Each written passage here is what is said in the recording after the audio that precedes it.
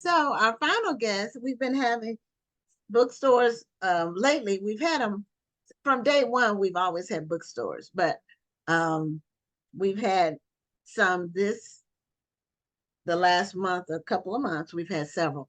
So tonight we have a bookstore that's in Tacoma, Washington, Oh, all Tacoma the way on the other side of the United States. of And the world. oh,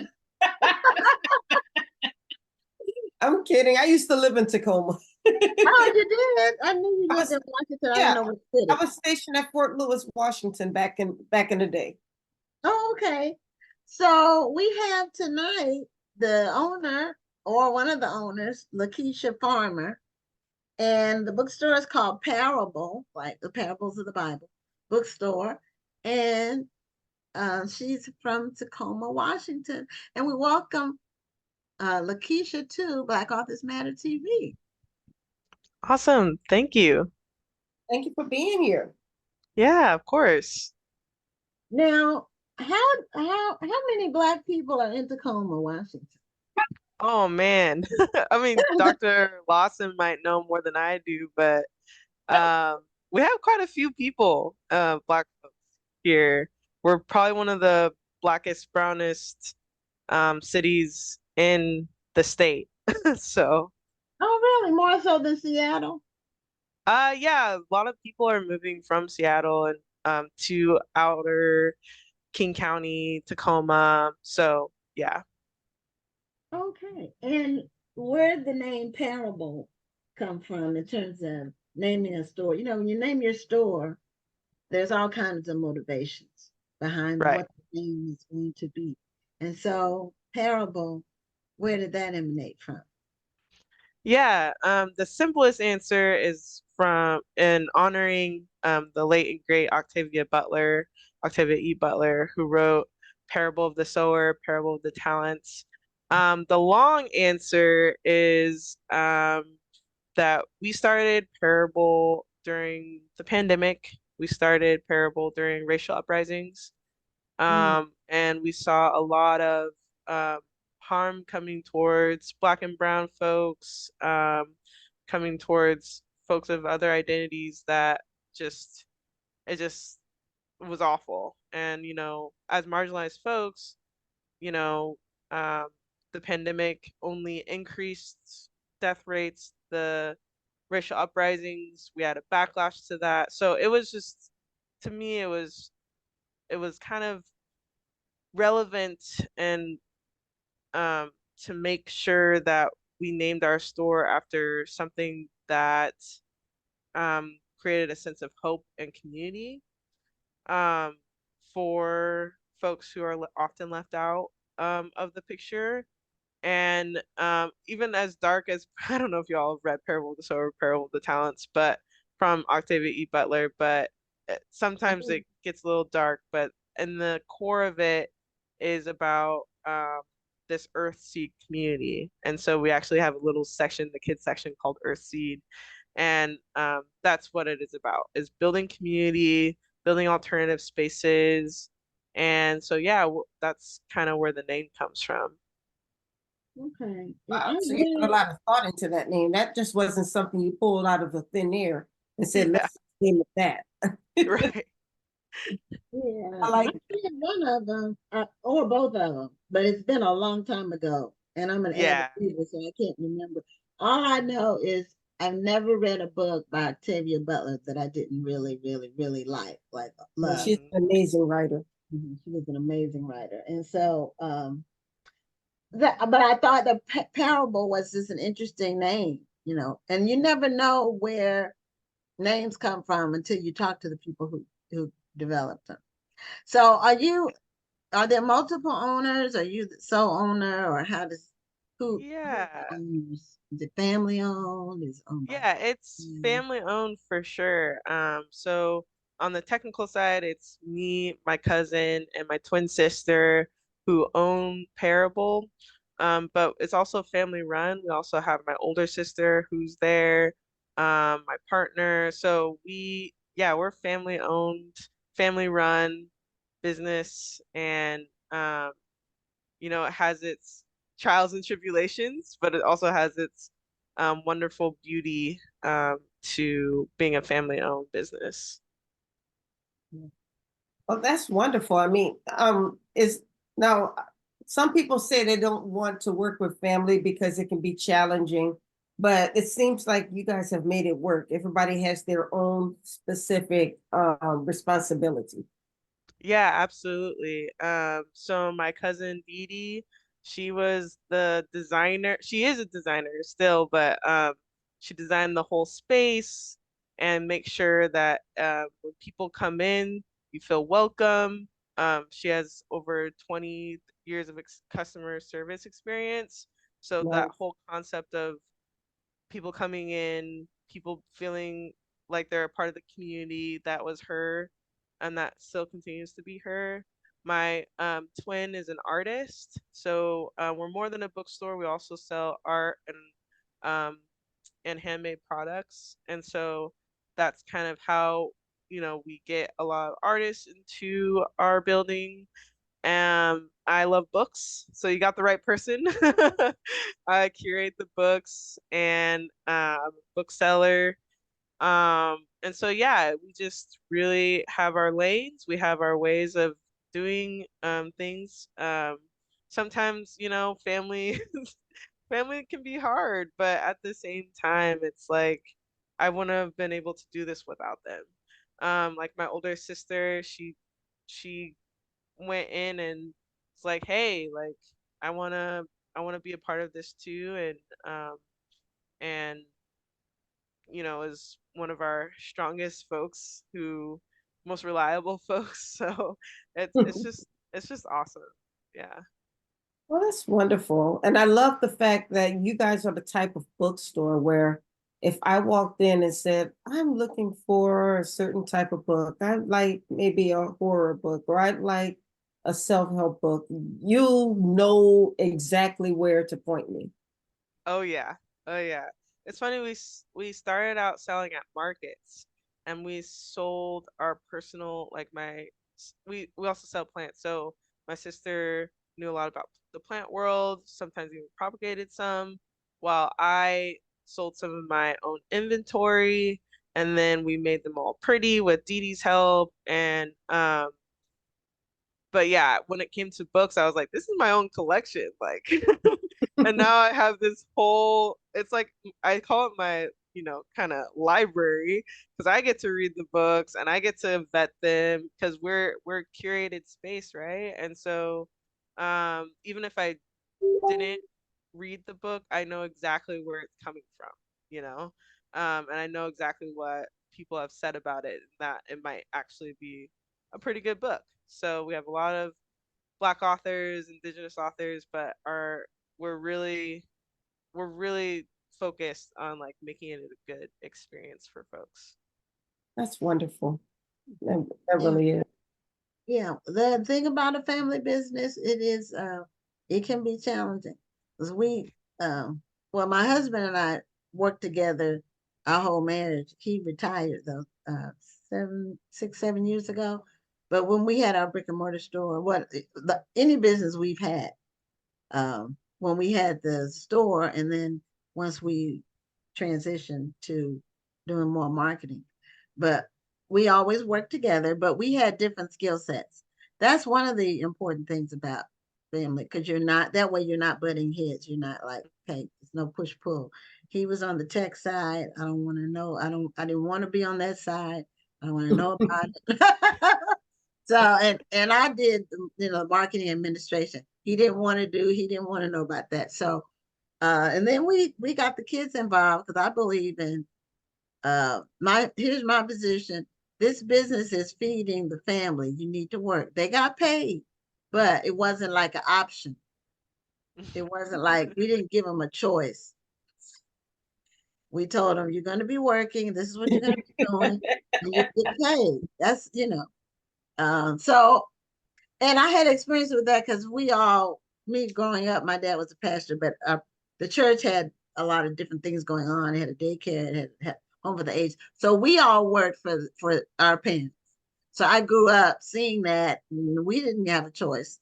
So But we learn one how to manage things, the value of a dollar, putting money, not spending everything you have. So it's a lot of lessons that you can teach, children when they grow up seeing a business. And then the money Right. stays in the family. So instead of giving them an allowance, they get paid for the work they're doing. It's more Yeah. meaningful. So Yeah, anyway, we hope we have all of us have kids, so we hope okay. one day. I mean, my mom is an entrepreneur too. She has her own hairstyling business, and so we grew up in that business, and that's what inspired us to start our own, is that like growing up and seeing what your parents are doing, seeing what your family members are doing, it's inspiring, right? And so hopefully we can inspire our own kids and nephews and nieces. Yeah, and you can start them really young. They don't have to be employees to be working in the business. You can start off with small tasks that they can do. You give them $20 or whatever. When they can be 10, 11 years old, you start them off knowing the value of work and connecting work to money is very important. Instead of them thinking they can just ask you for money and like money grows on trees. No, it doesn't. And they really learn that work and money are connected together. So Yeah. what's your books that you curate, what are your more popular genres? Well, because we are named after Parable and Octavia Butler, we do draw in quite a lot of folks who are part of that genre and that who like that genre. And so like speculative fiction, science fiction, but like from Afrofuturist perspective, that is kind of like the a big draw. Another draw is around social justice, around nonfiction. We have a lot of folks who are interested in that. And then kids' books, we have a lot of, man, we cannot keep more books about Black and brown people on our shelves.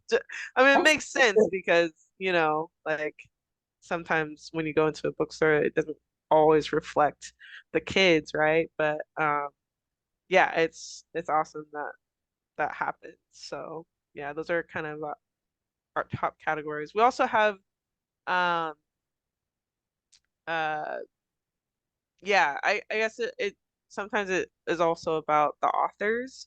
So we have a lot of authors of color, LGBT authors, women authors, and so I think it draws people into our store.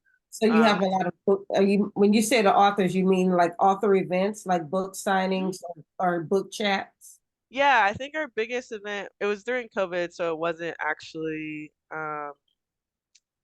wasn't in our physical space, but Ijeoma Olowu, who wrote let's see, she wrote a couple mediocre, she wrote um how to talk about race, I think, or something like that. But it's yeah, we have quite a few. We have a event even in the next couple weeks with a multiracial author who wrote a book called What Did My Ancestors Eat? Oh, And so yeah, it's just yeah, it's recently, like today, I think. what's that? I saw that book on social media today. Oh yeah, yeah. Mhm. So Because I yeah, thought it we was have an a lot of interesting title. It's like, wow, I wonder what they're going to talk about. That's when I saw it. So I just saw it today. yeah, they're gonna have at our store they'll have like crafts for kids on like and they get to decide and talk about what their ancestors ate and how they're gonna talk about it. It's like an art project. So yeah, Mhm. it definitely draws people in for sure. Well, now, how can an author, and we always ask this question of bookstores when they Mhm. come on the show, well, how can an author get their books into your store, or how can they register to have an event at your location? Yeah, so we make it fairly easy. We um so how the first question is how we can how folks can get their books into our store. We often go through publishers, and if you're self-published, um we'll do wholesale. Um, so we don't do commissions. We appreciate artists' work and um, want to give them what they're worth as much as possible without breaking bank or without, yeah, breaking your bank. Um, so that's kind of one way to do it. And that's been actually pretty successful, especially with we have a lot of authors who write kids books, and like I said, they fly off the shelf, so it's a benefit to us and it's a benefit to the authors too.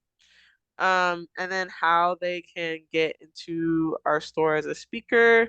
Um, they, just reach out to us over email, and we're generally pretty good to work with when it comes to, logistics and um, fees and all that. We don't charge folks generally for unless it's a very, very large event for speaking. Um, we don't sometimes we take a portion of book sales, but not often. So we're more of a community run store. We're more of a community centered store. We're family run, but community centered, and that if since we ourselves, like my sister, are an artist, we know that there can be difficulties in getting your name out and selling your product, and so we make it as easy as possible for the artists and authors, um, but just making sure we keep the lights on. So yeah, I guess that's the long way of saying, yeah, if people just reach out to us, that is how you can get into our store, and it's fairly painless process. Okay. Yeah. So what is your plan for the coming year and like the next couple of years? What do you hope to do with the store? Yeah, we also do a lot of events. So um we're we're trying to lean into our values of um being community oriented. So we do a lot of events. We do a lot of partnerships. We partner with both the county and city libraries. We um yeah, we just whatever the community needs, we're usually there. Um and so for the next couple of years, um we're looking into what it actually means to be community owned and run. And, we as family run business love um, what Parable has become, but we want to really focus on the community, right? And that's the BIPOC community and so on and so forth. And um, that can look like various different models, like shared governance. It could be um, uh, kind of like, yeah, it's a lot of models that we're looking into right now, to just make sure that community has their input and their say in making this a true space for everybody. So that's kind of what we're going to be leaning into for this year. Okay. That So, sounds like you have plans. What's mhm. that? Said it sounds like you have a lot of plans. I know, yeah. That we've been in business for 3 years, but man, it feels like it's been like 6 months because I'm like, I just want to do more and more and more. Which days are you open? So right now we're only open on the weekends and evenings for events. We have people who rent out the space during the week. Um, and so yeah, that's kind of what our hours are right now. We always kind of like open it up either during the winter or summer for more hours.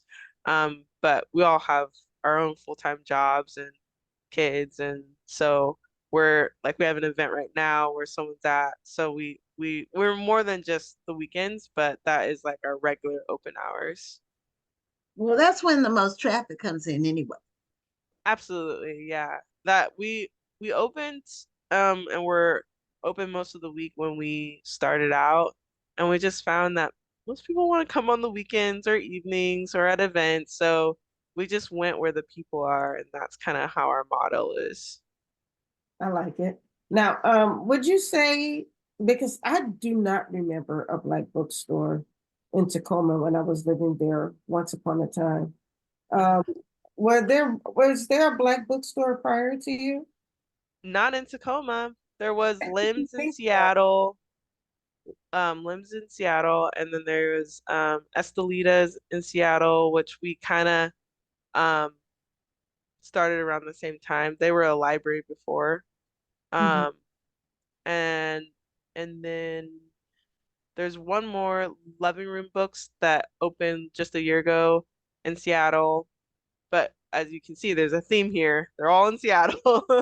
We love them, but we needed something in our own Yeah, we neighborhood. don't So always feel like driving all the way to Seattle. We exactly, do things right in Tacoma where we live. exactly. Well, LaKecia, thank you so much for being a guest on Black Authors Matter TV, and congratulations on the success of Parable Bookstore. And I love the name. It's it has many meanings, and Yes, absolutely. um, that's good. It's what's in a name, and What's in a name? it's interesting to hear just how people name stores, especially bookstores, Yeah. because they run the gamut. Well, and the thing about parable, you're saying it's like a lot of meanings because it's storytelling, right? That's Yeah. Right. parable is a story, right? And so I love telling the story of parable. Okay, well, you have a great evening. I know you are Thank two you. hours behind where I am. So so Yeah. here it's almost 9 and there's almost 7. Yeah. Yeah. Yeah. It's late night, y'all. Okay. Well, it's almost 10 Thank o'clock here. Yeah, where she is. She's Woo. on the East Coast. Uh-uh. So we got the whole nation represented. So anyway, All have a right. great Bye. evening. Okay. Thank